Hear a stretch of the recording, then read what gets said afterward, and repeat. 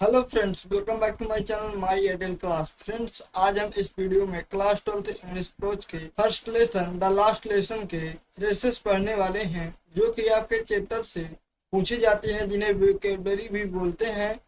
तो फ्रेंड्स, यदि आपने इसके पहले हिंदी एक्सप्लेनेशन नहीं देखा है तो उसे देख लीजिए, क्योंकि यदि आपने लेसन पढ़ा होगा तो आपको इन्हें पढ़ने में सरलता हो जाएगी और लाइन भी आपके समझ में आएगी। जो विकल्प दिए गए हैं वो कहाँ से किस लाइन से दिए गए हैं, और आपको कोशिश ये करना कि ज़्यादा से ज़्यादा आप करना सीख लें।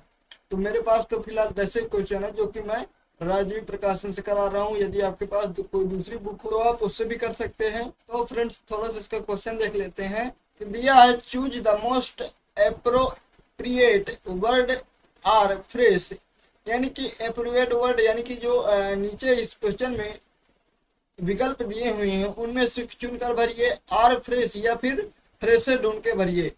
दैट बेस्ट कंप्लीट्स, और इसको कंप्लीट कीजिए।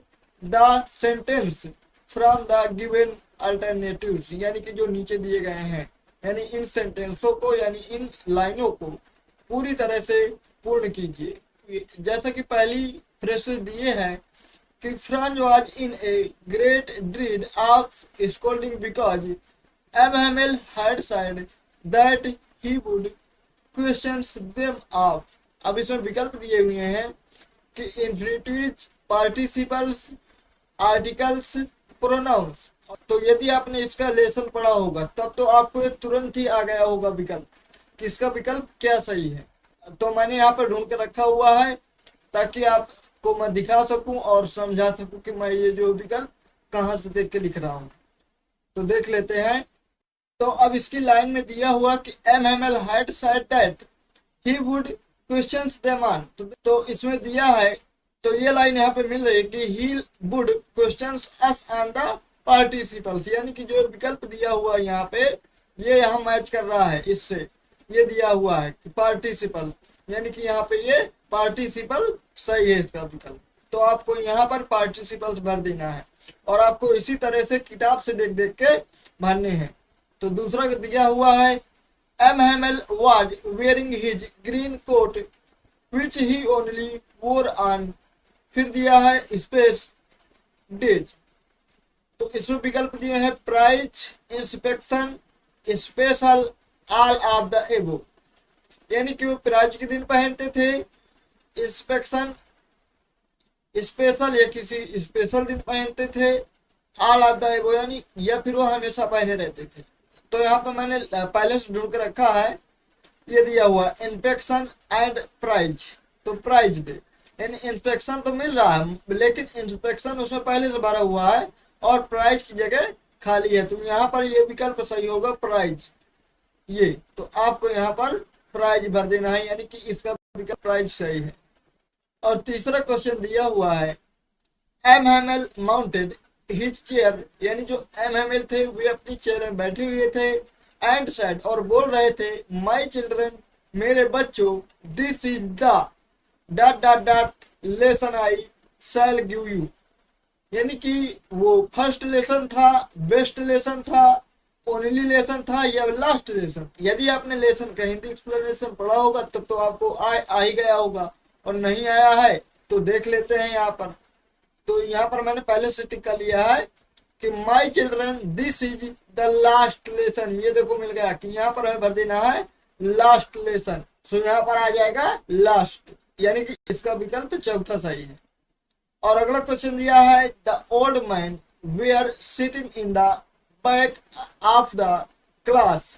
यानी जो बूढ़े व्यक्ति थे वे कक्षा के बाहर बैठे हुए थे, and it was their way of thanking, और ये उनका एक तरीका था धन्यवाद देने का, दियर मास्टर, हमारे उस अध्यापक को, फॉर हिज यानी उसकी dot dot years of faithful service, यानी फेथफुल सर्विस। तो यहाँ पर विकल्प दिए हैं, पहला दिया 14, दूसरा दिया 20, और तीसरा दिया है 30, और चौथा दिया है 40।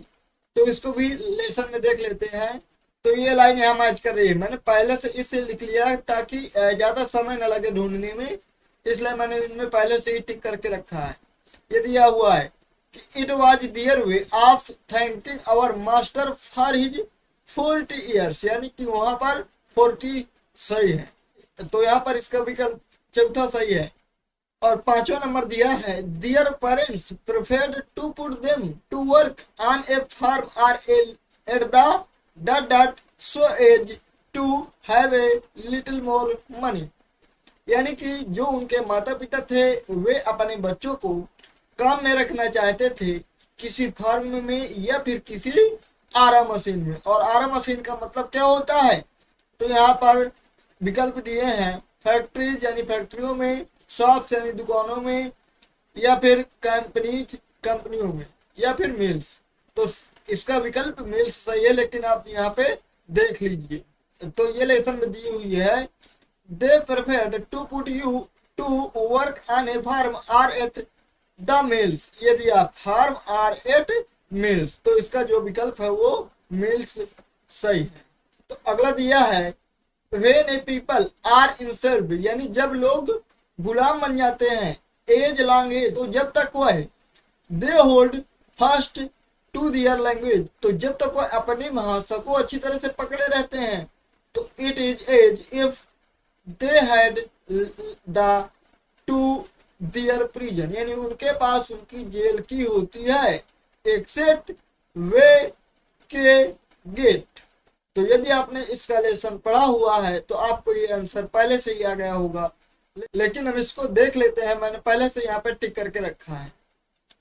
तो ये दिए हुआ है कि दे हैड द के, तो यहाँ पर ये के शब्द मिल गया, तो यहाँ तो हमें इस की जगह के भर देना है, तो इसका विकल्प थर्ड सही है। अगला क्वेश्चन दिया है, on the dot dot the pigeons cooed very low, यानी जो कबूतर थे वो गुटरू कर रहे थे, ऑन द कहाँ कर रहे थे, रूफ वॉल गेट टिन, यानी छत पर, दीवार पर, गेट पर या फिर टिन पर। तो इसको भी लेसन में देख लेते हैं। तो ये देखिए मिल गया यहाँ, ऑन द रूफ, यानी कि रूफ इसका विकल्प जो है राइट है, तो हम यहाँ पर ये रूफ सही कर देते हैं। तो यहाँ पे ये रूफ सही हो गया। और अगला क्वेश्चन दिया है, whenever I looked up from my writing, यानी जो फ्रंज था वो कह रहा था जब भी मैं ऊपर की ओर देखता था लिखते हुए, आई सा, तो मैंने देखा, एम सिटिंग, यानी एम बैठे हुए थे, dot dot in his chair, अपनी कुर्सी पर, साइलेंट यानी शांत, हैप्पी यानी खुश, सैड यानी दुखी, मोशनलेस यानी गतिहीन। तो इसको भी हम लेसन में देख लेते हैं। आई सा यानी मैंने देखा, एम सिटिंग मोशनलेस, यानी वे जो है मोशनलेस बैठे हुए थे, तो इसका भी विकल्प मोशनलेस सही हो जाएगा। और अगला दिया है, आफ्टर द राइटिंग, यानी लेखन के बाद, वी हैड ए लाइन, यानी अंत में हुआ, इंग्लिश, हिस्ट्री, फ्रेंच, जर्मन। तो फिर से इसको देख लेते हैं लेसन में। तो ये दिया है, after the writing we had a lesson in history, यानी इसका जो विकल्प होगा वो हिस्ट्री सही होगा। तो यहाँ पर हिस्ट्री सही है। अगला दिया है, एम स्टूड अप, यानी एम खड़े हुए, very space in his chair, यानी अपनी कुर्सी पर, लीन, थिन, पेले, वीक। तो इसको भी हम लेसन में देख लेते हैं। ये दिया हुआ है, एम स्टूड अप वेरी पेले, यानी कि वे पीले खड़े हुए थे, तो इसका भी विकल्प थर्ड सही हो जाएगा। तो इस तरह से ये मैंने 10 क्वेश्चन करा दिए हैं। और यदि आपके पास कोई और इसी तरह की वोकैबुलरी दिए हैं तो आप जो है कर सकते हैं। एक लेसन का करना है जो कि इस बार आपके पेपर्स में 3 नंबर्स का आने वाला है। तो आप ज़्यादा से ज़्यादा लेसन को पढ़िए और उसका हिंदी अर्थ तैयार कीजिए। और जब आप हिंदी अर्थ निकालना सीख जाएंगे तो आपको ऑटोमेटिक इनकी जो वोकैबुलरी होंगी वो आने लगेंगी। तो मुझे उम्मीद है कि आपके 10 के 10 क्वेश्चन आ गए होंगे। तो फ्रेंड्स, यदि आप मेरे चैनल में पहली बार आए थे तो मेरे चैनल को सब्सक्राइब कर लीजिए और बेल आइकन प्रेस कर लीजिए और अपने मित्रों में भी शेयर कर दीजिए। Thanks for watching.